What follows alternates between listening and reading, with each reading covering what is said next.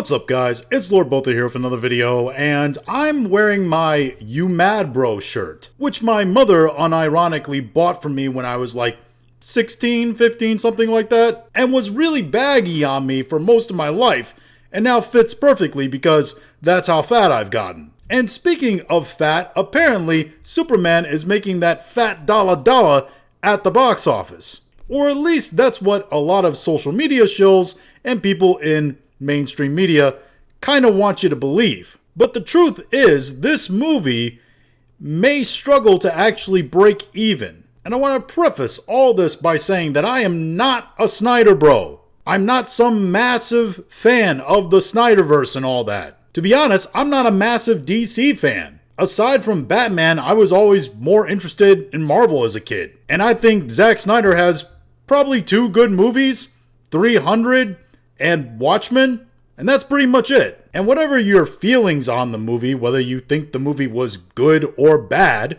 it doesn't really matter when it comes to the hard numbers. I think Thunderbolts was actually a really good movie that Marvel somehow produced in all the chaos, after the steep decline in production that they've had. However, despite that, it didn't make money. It was a bomb at the box office. And all this stems from the fact that Superman's initial opening numbers did come out recently, and you have people making posts like this. James Gunn's Superman earned $123 million for its opening weekend domestically. Highest opening weekend for any solo Superman movie ever.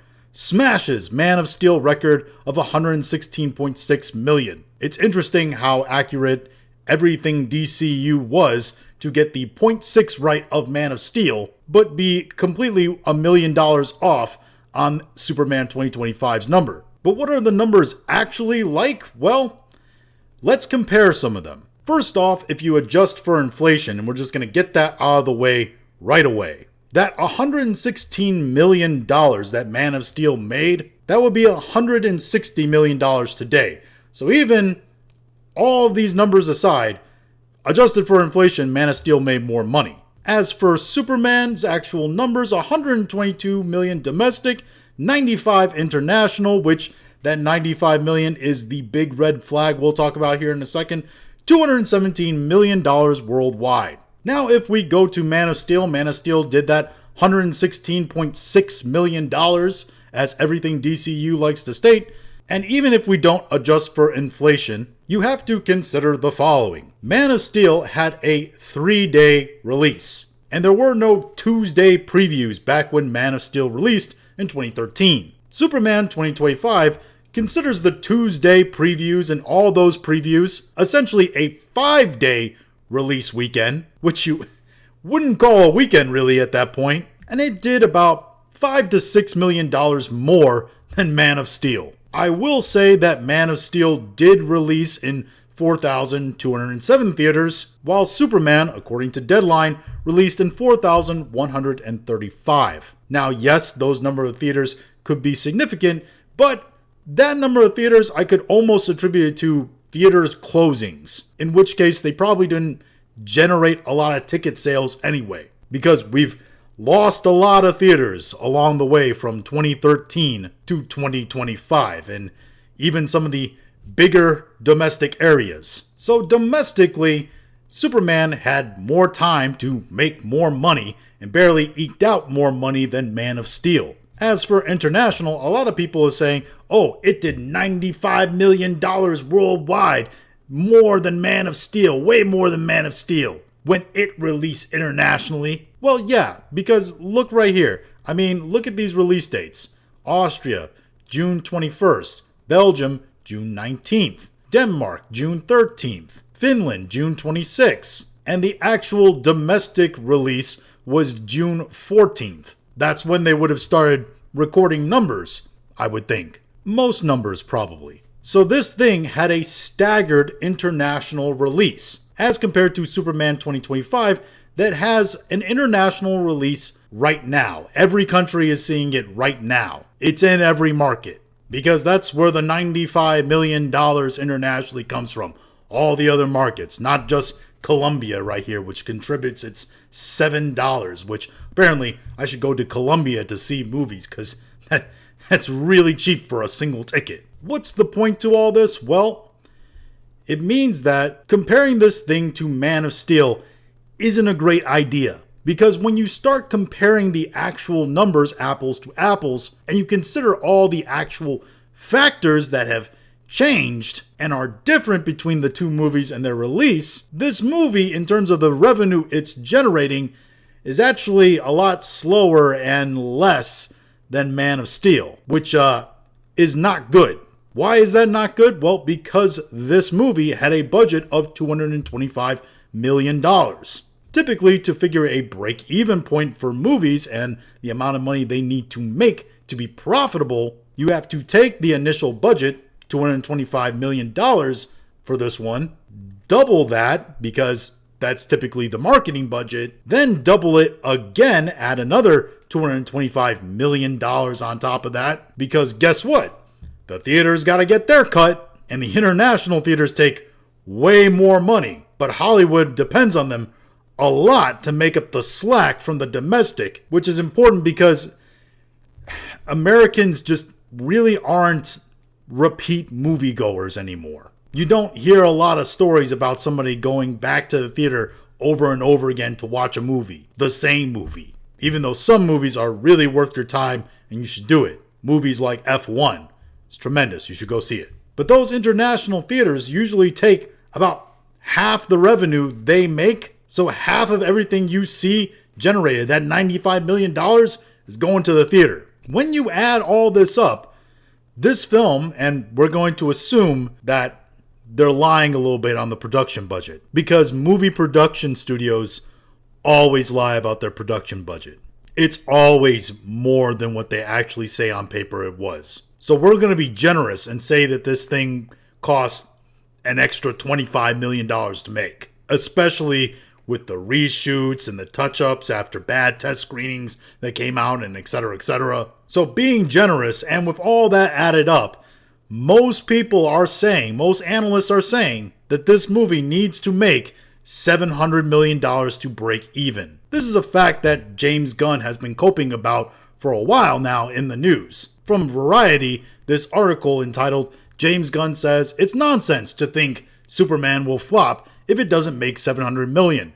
It doesn't need to be as big as people are saying." There's two sides to this coin. The first is, at a base level, yes, it's a flop if it doesn't make its money back. That's the nature of a flop in the movie business. The other side, and I kind of understand where he's coming from, is that if it gets close enough to making its money back, close enough to justify making the movie and justify the rest of the universe, because you can then say, okay, well, we didn't make our money back on this movie, but we'll get better as we go along. We may have some cheaper films that come out that actually generate more profit on the backside and make up for this. And I get where he's coming from with that. But these numbers, they don't even suggest that. These kinds of numbers suggest that this movie is going to struggle to hit the 650 mark. This is mostly because of that worrying international box office. There's some things you just have to consider here, which is, firstly,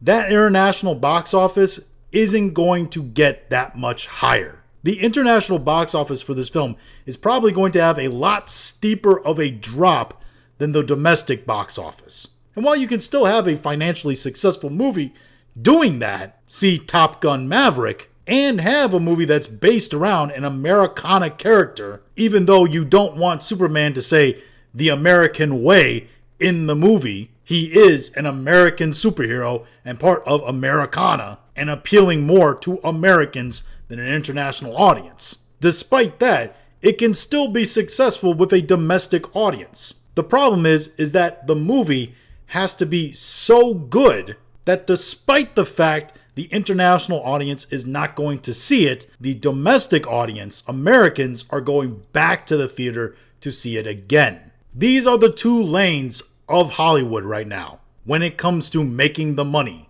You can either appeal very broadly to an international audience and hope to get that solid 50-50 split, or maybe even 60-40, or you can appeal heavily to an American audience not get a lot of international dollars, but hope that Americans like the movie enough that they come back over and over again, keep more of the money from domestic theaters, and have a greater return from that domestic audience, which is smaller than the rest of the world, but way more invested in the product. This was, as I said before, the success of Top Gun. The unfortunate part about that for this movie is that Top Gun was a fantastic story. Superman, from all the reports and all the reviews, because I still haven't seen it myself, I just haven't had time. I will see it. I will see it this week, actually. I'm actually really excited for it. I'm curious to see how all the reviews and all the parts that are in the movie are put together and if it actually makes sense or not. But according to the reviews and all the things being said out there, this is, at its core, at its story level, not a good movie. And the inverse, right? You can have a movie that has bad characters and bad story. Take a look at the mess that is Jurassic Park Rebirth. An absolutely terrible story from literally everyone who I've heard review the movie. Terrible story, terrible characters, and it's made like $300+ million at the box office in like its first week. Less than first week. Why? Well, even though it has shortcomings, it appeals more broadly to an international audience. Dinosaurs, sorry to tell some of you, are not part of Americana. Superman 100% is. And we're not even going to talk about the fact that Fantastic Four is coming around the corner. And despite the fact that it will probably be, from a story standpoint, again, a bad movie, and be potentially more Marvel slop, I'm starting to get the feeling that a lot of people are going to go see it. If anything, because Marvel has kind of hinted that this is going to be a tragic story where the good guys don't win, which is not something Marvel does a lot, and typically cues a pivot, a change in the actual philosophy and ideas at Marvel. Think Infinity War, where everything admittedly changed for the worse, but now maybe it might change again for the better, and I think people are curious to see the start of that change. Because Doomsday, despite the fact that they haven't written the third act yet, is eventually going to come out, and it is going to put the kibosh on everything Marvel, and they're going to restart all the way over. And I think people are curious to see how that's going to start and play out. So I would not be surprised to see a large amount of people actually turn out from Fantastic Four, which, again, admittedly, won't be a good movie probably, but may be the start of something big. Yeah, in all, maybe Superman 2025 has the legs to actually get to 700 million. I would be surprised if that actually happens, but I do think it will get close enough that Warner Brothers and DC will have confidence in James Gunn, and they're gonna go ahead with his entire universe for whatever highs and lows that might bring to both moviegoers and the already embattered DC franchise. But those are just my thoughts on all this. If you have your own thoughts, go and leave in the comments. If you liked this video, go and like, share, and subscribe. If you didn't like this video, appreciate you watching all of it, and we'll talk to you again later.